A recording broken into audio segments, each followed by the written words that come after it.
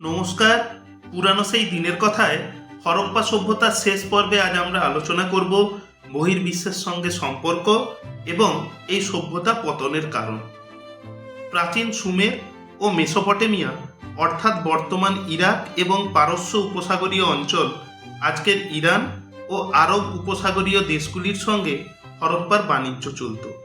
এত সুন্দর সুপরিকল্পিত একটা নগর কিভাবে ধ্বংস হলো আজ আমরা সে সম্পর্কেও জানব। কিছু ঐতিহাসিক মনে করেন প্রাকৃতিক কারণেই এই সভ্যতার পতন ঘটে। সিন্ধু নদের গতিপথ পরিবর্তন, ভয়াবহ বন্যা, খরা এসবের প্রভাব পড়ে নগর জীবনে। ধীরে ধীরে শহরগুলি পরিত্যক্ত হয়ে যায়, ঠিক যেমন ঋত্বিক রোশন অভিনীত মহেঞ্জোদারো সিনেমাতে দেখানো হয়েছিল। আবার কিছু পণ্ডিত মনে করেন ভূমিকম্প বা পরিবেশগত পরিবর্তনই দায়ী। আবার কেউ কেউ বহিরাগত আক্রমণের কথাও বলেন।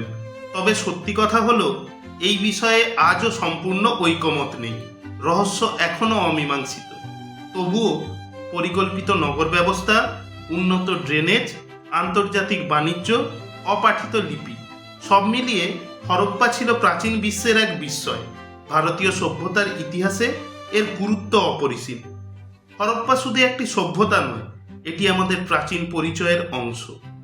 লিপি আজও অপাঠিত, রহস্য আজও অমীমাংসিত, কিন্তু ইতিহাসে হরপ্পা স্থান চিরস্থায়ী।